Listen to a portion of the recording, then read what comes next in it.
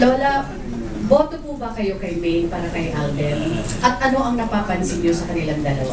Para sa akin po, nasa kanilang desisyon. Basta nakikita ko silang masaya, okay na po sa akin, wala ako. Nanay. Si Raisa. Ako po kung saan po talagang masaya si Kuya, doon po kami. Kung saan po, kung masaya naman po siya kami. Kasi ako okay naman din po okay. Wala naman po ako nakikita masaya naman. Pag nakikita ko po siya masaya pagkasama si Min, masaya na rin po kami. Kaya, So in other words, boto kayo para kay Maine? Opo, boto po kami. Okay, kay Alden.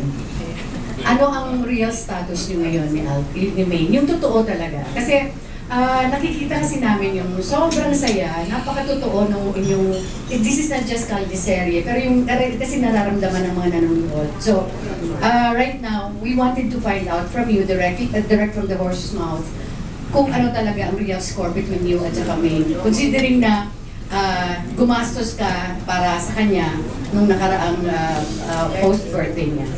But still, we're still getting to know each other, Balita. Kumbaga, mahirap po kasing magpadalos-dalos sa mga desisyon to get into a commitment.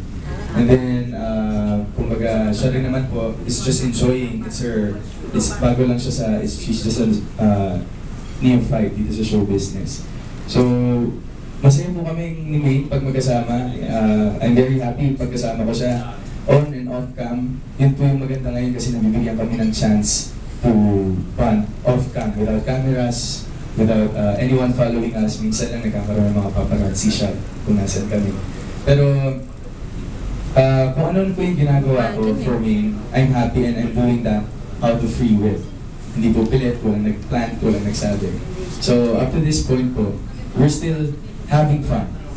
But still getting to know each other kasi it's been 8 months pa lamang.